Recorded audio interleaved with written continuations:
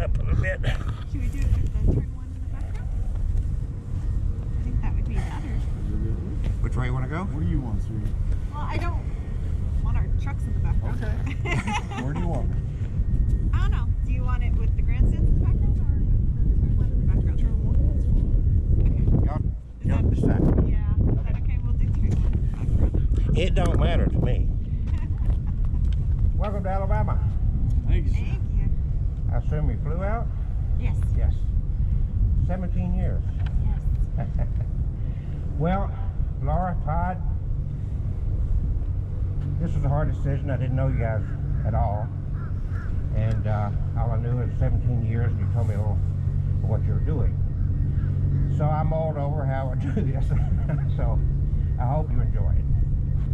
But you have chosen this spot here at the Talledaga Speedway, which is start-finish line, to renew your vows for your 17th anniversary. So first of all, congratulations to you. A lot of people don't make it half that far. So congratulations to you. For over 50 years, there's been a lot of winners and losers across this line right here. The wonderful thing about your marriage, unlike racing sport, is you're both winners.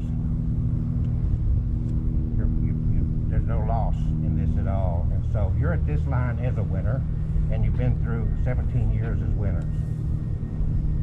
And your relationship has stood the test of time. All relationships have these ups and downs. I know neither one of you have a temper. You never argue, you never fight, never get upset. I'm just absolutely positive of that, right? Actually, we don't. Never had a dispute in your life. So the big thing I had to go on was the number 17. And it's an interesting number, and as I looked at it, I didn't realize just how interesting it was. But there's a lot of significance. And I don't know if you've ever studied numerology or ever gave thought to it. But some interesting things. 17 has great significance in pure mathematics, applied sciences, law, music, religion, sports, and other cultural phenomena. 17 is the sum of the first 4 prime numbers. Is it that interesting to you? The number 17, which this should fascinate you, is associated with victory. And very appropriate for today, the restoration of all things, spiritual perfection, and perfect order. The first number 17, the first time it occurs in the Bible, is an interesting thing that a lot of people don't know, is Jesus was resurrected on the 17th day of the month. The Passover falls on the 14th, nice and 14th on the Jewish calendar, and of course he was resurrected then on the 17th. So there's a lot of significance there. 17 was the number of the longest winning streak in NHL history. The Pittsburgh Penguins achieved this in 1993. Larry Ellison's victorious 2013 America's Cup Oracle Racing yacht bears the number 17. 17 is the number of the most NBA championships in NBA history, which is Boston Celtics. The number of guns in a 17-gun salute of the U.S. Army, Air Force, Marine Corps generals, and Navy and Coast Guard admirals.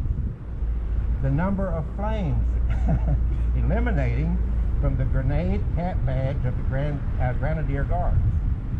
And during the Second World War, the 4-engined heavy bomber flown by the USAF and other allies was known as the Flying Fortress, and it was also known as the B-17.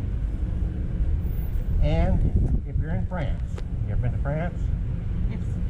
You get in trouble over there, 17 is the number you call for the police. Okay. And the record number of concerts performed in a single year at Madison Square Garden was by the band Fish. And that was in 2017. So I don't know if I hit on anything that meant anything to you or not, but it's very appropriate for you to be standing here at this spot, in this victory in your life, the 17th year, in renewing your vows and commitment to each other. So I often remind my couples that these ceremonies, whether it's a vow renewal or whether it's a marriage, a wedding ceremony, does not create your marriage. That's something you work on every day of your lives. And that's clearly one of the reasons that you celebrate the way you do each year, by renewing your vows, because you know it's a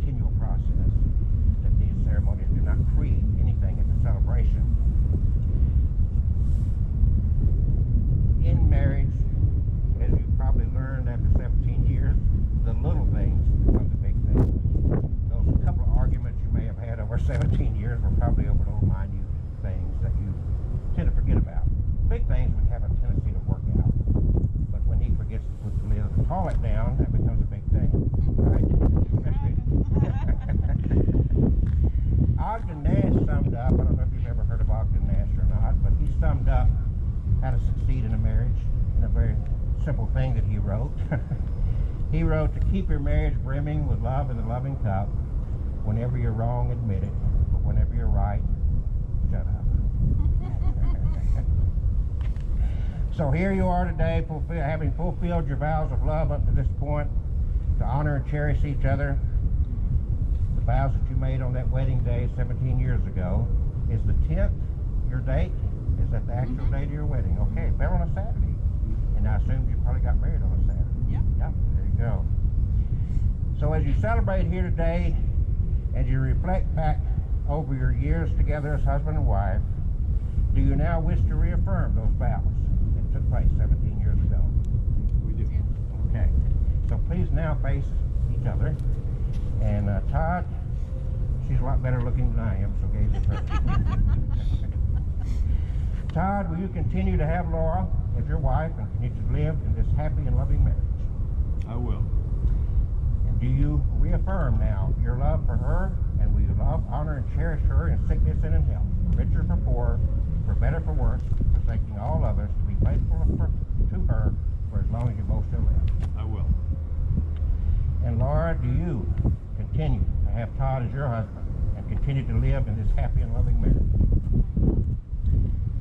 And do you reaffirm your love for him, and will you love, honor, and cherish him in sickness and health, richer or poorer, for better for worse, forsaking all others, being faithful to him for as long as you both shall live? Did you want to re-exchange wedding bands?